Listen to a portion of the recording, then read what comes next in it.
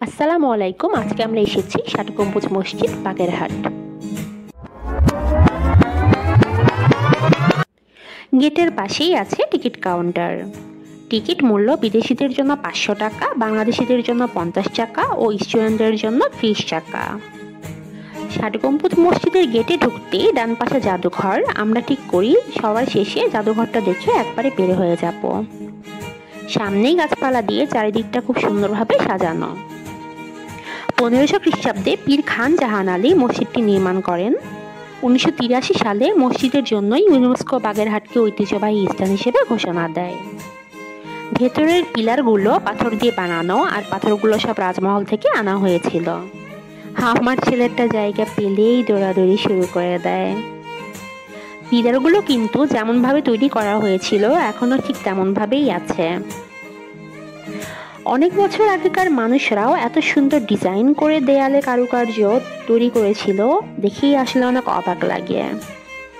গম্বুজের বাহিরের দেয়ালগুলো মাটি পোড়ানো ইট দিয়ে বানানো আর পোড়ামাটির ফলক দিয়ে সাজানো।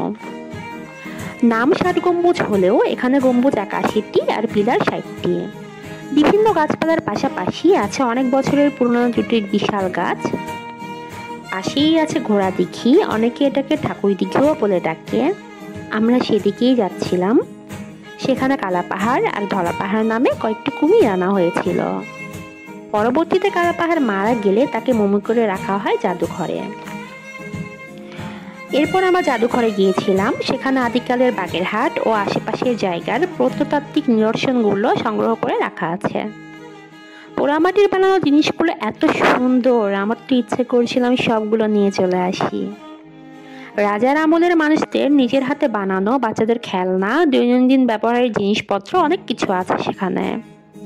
ষাট গম্বুজ মসজিদের একটা ছোট্ট রেপ্লিকাও আছে। বাগেরহাট ও আশেপাশের জেলার পরিচিতিগুলো পড়ছিলাম। এই বিশাল পাত্রটা তো আমার অনেক বেশি ভালো লেগেছে। কিংবদন্তি কুমির কালা পাহাড়কে দেখে বাইরে এসে খাওয়া দাওয়া করে আমাদের ষাট গম্বুজ মসজিদ ট্যুর শেষ হলো।